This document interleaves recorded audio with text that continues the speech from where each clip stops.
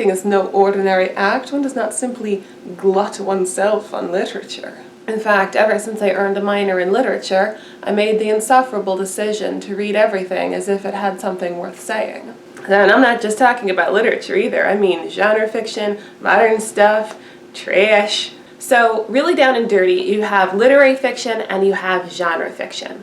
Literary fiction is anything that doesn't conform to genre tropes. It's just how things are in life. This is going to be a lot of the stuff, not everything, but a lot of the stuff that you read when you were in high school. Of Mice and Men, To Kill a Mockingbird, if you were weird like me, then Lolita. And then you have genre fiction, which is real life plus a twist. A few examples: you have magical realism, fantasy, horror, science fiction, spy novels. And what genre does is it puts your reader in the frame of mind that they need to appreciate the message in your story. Magical realism, for example, is one of the more grounded and sophisticated genres. It's mostly based in the real world, but a couple of things get exaggerated for effect. Both spy novels and horror set you wondering if you have all of the information, if you understand the situation correctly, because the whole point of this genre is to keep you on your toes. And then science fiction and fantasy basically say, what if humans can do this? And it had to deal with that. And this isn't an exhaustive list or anything. You also have action adventure, superhero stories, urban fantasy, psychological thrillers, crime, travel, multi-generational southern novels. The list goes on and on. But understanding what genre a book falls into can help your analysis. So when you approach something like vampire literature, your first thought is going to be horror, your second thought is going to be fantasy. Your basic setup is that you have a Halloween monster who's come to town to kill people. Your protagonists, who mostly live in the real world, have to briefly learn a few fantasy rules to defeat that horrible monster, and then they can go back to living their day-to-day lives. Now that's classic vampire stories. Starting with John Polidori's The Vampire, up through Bram Stoker's Dracula, and I actually came across this with the Southern Book Club's Guide to Slaying Vampires. The main characters are living their life, they come across this new coming weirdo who starts eating people, and they band together and they slay the monster. Or in the case of John Polidori's The Vampire gets away with multiple murder. But I'm not here to talk about that first camp of vampires. I'm here to talk about vampires as speculative fiction. If you're at all familiar with vampire lore, then you already know that every single story tells it differently. Even as far back as Carmilla, they're already rewriting what vampires are like. I may mention in passing that the deadly pallor attributed to that sort of revenants is a mere melodramatic fiction. They present, in the grave, and when they show themselves in human society, the appearance of healthy life. But one thing is consistent, and that is that vampires are immortal. And in being such, they start to wonder, what is their place in the world? And in particular, one thing that both Carmilla and Anne Rice's vampires ponder is, what is their relationship with the Almighty? You know, Laura actually says at one point, I often wondered whether our pretty guest ever said her prayers. But there's another passage that reveals that not only does Carmilla believe in God, but she is desperate to be one of his creatures. At this point in the story, sickness sweeps the town. Nobody knows what it's caused by, how it's spread, and why it's targeting attractive young women. Carmilla is freaking out about this to her host, who tells her, we are in God's hands. Nothing can happen without his permission, and all will end well for those who love him. He is our faithful creator. He has made us all and will take care of us. Creator? Nature, said the young lady in answer to my gentle father. And this disease that invades the country is natural. Nature.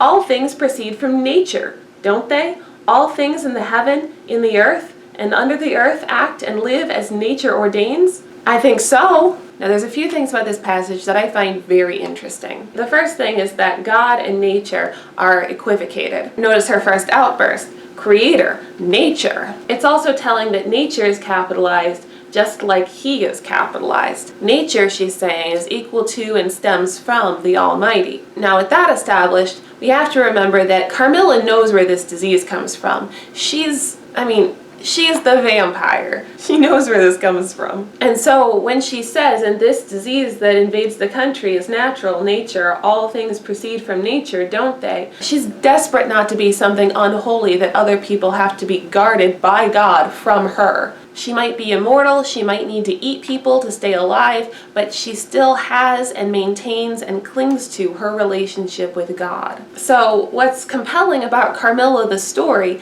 isn't just that a scary Halloween monster has come to town to threaten everybody and the sociological response to that kind of threat, but also the fact that you're privy to the psychology, the wants and the desires of that Halloween monster. What does it mean to be a person under these circumstances? And your relationship with God is a powerful place to start. Anne Rice thought so too. The Interview with the Vampire was written in 1976, so over 100 years after Carmilla, but the characters are still dealing with the same questions of what is their relationship with God. And much like Carmilla, both Lestat and Louis incorporate their experiences as vampires into that relationship. Now the interesting thing is that both of these characters come up with equally plausible and yet very different answers from Le Fanu and Carmilla. Now the first of these ideologies is proposed by Lestat, who is a slightly older vampire, and he's the one who turned Louis into a vampire. So he's had a little more time to think these things through, but as we see in the rest of the story, he's also just a very different person from Louis, and so Louis's mature ideas about his relationship with God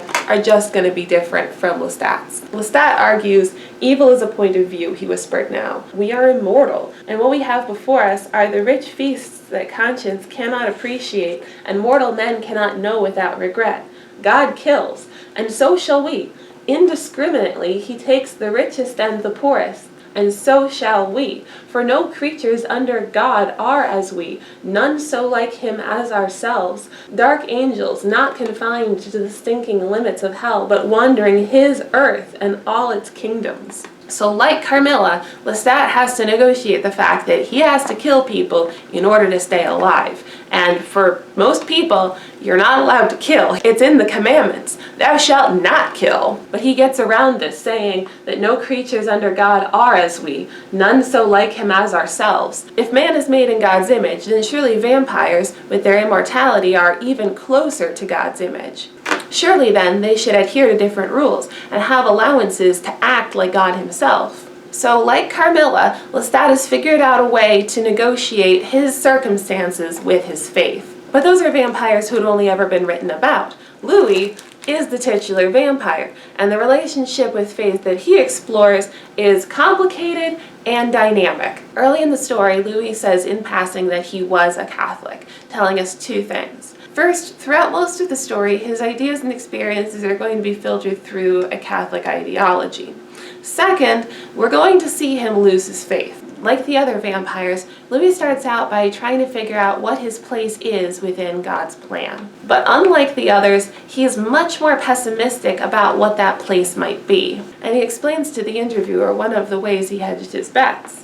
"I believed I killed animals for aesthetic reasons only, and I hedged against the great moral question of whether or not by my very nature I was damned.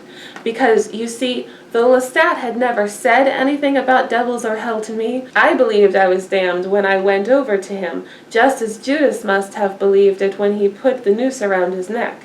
You understand?" So we see in this passage that Louis is holding his vampire self to a human standard. He can't kill humans or his soul is tarnished. This is a much more pessimistic outlook than either of the other two expressed, and it's not the one he sticks with forever. In fact, he goes from this to swinging fully in the opposite direction. So, for a little bit of context, we're now this much of the way through the book. Louis has been worried about sin for 80 years now. Louis has never gotten comfortable with the idea that he gets to or has to play by different rules now that he's a vampire. So one of the themes that keeps cropping up is what is good and evil. One of the metaphors that he uses to describe his relationship with sin is that you have a great glass orb, and that is good. It's perfect as long as it stays pristine.